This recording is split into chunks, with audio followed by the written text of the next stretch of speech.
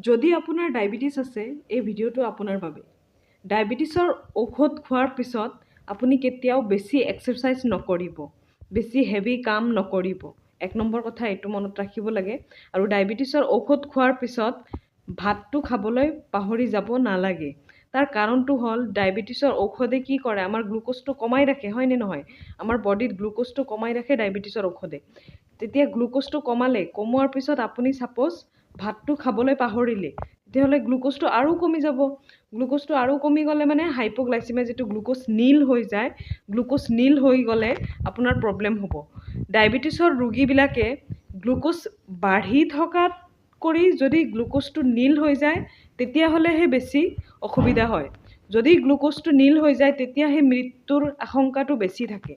গ্লুক'জটো যদি বহুত বাঢ়িও যায় তেতিয়াহ'লেও ট্ৰিটমেণ্ট কৰি আপোনাৰ পেচেণ্টটো কমাত নাযাবও পাৰে কিন্তু যদি গ্লুক'জটো নীল হৈ যায় তেতিয়াহ'লে পেচেণ্টটো কমাত গুচি যাব গতিকে আপোনালোকে এইটো কথা মনত ৰাখিব যে ডায়েবেটিছৰ ঔষধ খোৱাৰ পিছত ভাতটো নোখোৱা কৰি কেতিয়াও নাথাকিব আধা ঘণ্টা পিছত ভাতটো খাবই লাগিব আৰু ২ নম্বৰ কথা যদি বেছি কাম বন কৰে বেছি এক্সাৰচাইজ কৰে ডায়েবেটিছৰ ঔষধ খোৱাৰ পিছত তেতিয়াহ'লেও চুগাৰটো নীল হৈ যাব পাৰে আৰু ডায়েবেটিছ থকা মানুহে সদায় পকেটত এটা চকলেট বা গ্লুক'জৰ পেকেট ৰাখিবই লাগে যদি আপোনাৰ কেতিয়াবা মূৰ ঘূৰাই আপোনাৰ বহুত বেছি চুৱেটিং হয় চুৱেটিং মানে ঘামি গৈ আছে আপুনি আপোনাৰ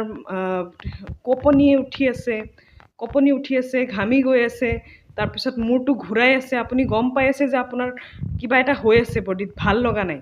তেতিয়াহ'লে আপুনি সেই চকলেটটো বা গ্লুক'জটো খাই দিব তেতিয়া এইটো আপোনাৰ জীৱনটো ৰক্ষা কৰিব পাৰে